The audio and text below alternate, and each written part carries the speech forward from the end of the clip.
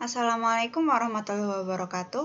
Saya Rufaida Al-Fathia dari kelas B, Islam dan Budaya, jurusan Bahasa dan Sastra Arab, akan menjelaskan tentang akulturasi Islam dengan budaya di Indonesia. Pertama-tama, akulturasi. Akulturasi menurut Kuncoro Ningrat, akulturasi merupakan proses sosial yang timbul ketika sekelompok manusia dengan budaya tertentu dihadapkan dengan unsur-unsur kebudayaan yang asing bagi mereka, yang kemudian lambat laun kebudayaan asing tersebut akan mereka terima dan mereka ulah kembali tanpa menghilangkan kepribadian kebudayaan itu sendiri. Jadi sederhananya, akulturasi merupakan perpaduan antar budaya yang menghasilkan budaya baru tanpa menghilangkan unsur-unsur dari budaya itu sendiri.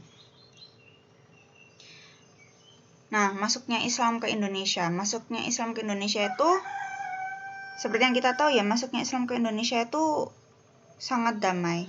Jadi, masyarakat Indonesia dengan sangat mudah menerima Islam dengan tangan terbuka. Padahal sebelum Islam datang ke Indonesia, sebelum Islam menginjakkan kaki di Indonesia, sudah ada agama besar lain yang berada di Indonesia, yaitu agama Hindu dan agama Buddha. Nah, bagaimana bisa agama Islam ini diterima dengan baik, padahal agama Hindu dan Buddha sendiri itu memiliki prinsip yang sangat berbeda dengan agama Islam.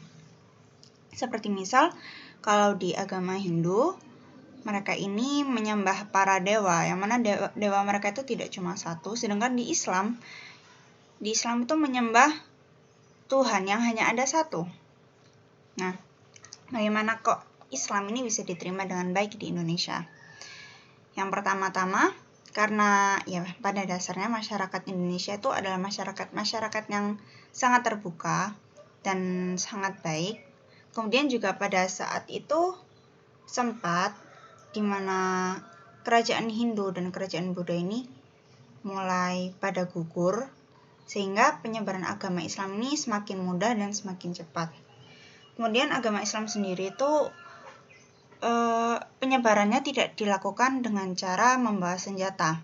Para pendakwah agama Islam ketika masuk ke Indonesia, mereka tidak membawa pedang, tidak membawa panah, tetapi mereka membawa dagangan. Jadi, orang-orang luar yang membawa Islam ke Indonesia, kebanyakan mereka datang sambil berdagang. Nah, selain itu, yang membuat Islam mudah diterima oleh masyarakat Indonesia adalah syarat masuk Islam yang mudah. Tinggal syahadat, sudah jadi Islam. Kemudian, pelaksanaan ibadahnya yang tidak ribet. Lalu, ajaran Islam juga tidak memaksa. Jadi, di ajaran Islam ini ada keringanan-keringanan yang diberikan bagi orang yang merasa tidak mampu. Seperti misal, puasa. Buat misalnya untuk orang hamil, boleh tidak berpuasa asalkan membayar fidyah. Kemudian, alasan Islam mudah diterima oleh masyarakat juga adalah dakwahnya yang menyesuaikan dengan kebudayaan setempat. Saya ingin menegaskan bahwa yang akan saya singgung setelah ini adalah penyebaran Islam yang ada di daerah Jawa. Jadi, contoh dari dakwah yang menggunakan kebudayaan setempat, yang pertama adalah misalnya berdakwah menggunakan wayang. Jadi wayang kulit merupakan warisan asli Indonesia dari para pendahulu yang kemudian digunakan oleh Sunan Kalijaga sebagai media dakwah, sebagai media penyebaran agama Islam.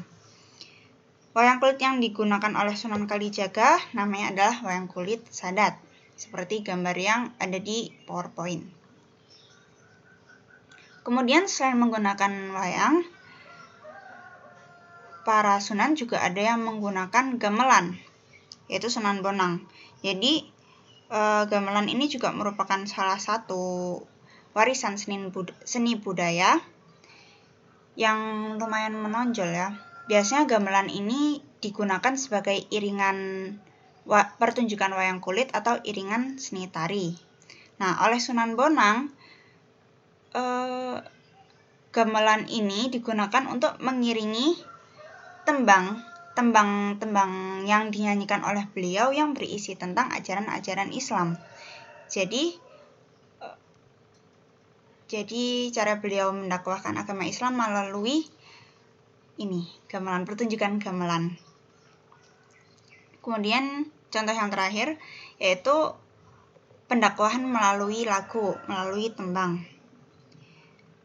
Tembang itu biasanya kalau di Jawa, biasanya tembang ini bisa berisi petua, bisa berisi nasihat, bisa berisi tebak-tebakan, atau terkadang tembang ini cuma sekadar tembang dolanan, jadi cuma lagu untuk permainan saja.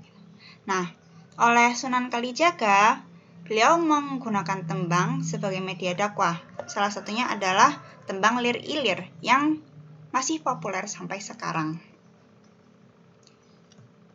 Sekian dari saya. Terima kasih atas perhatiannya. Saya mohon maaf sebesar-besarnya atas segala kekurangan yang datang dari saya.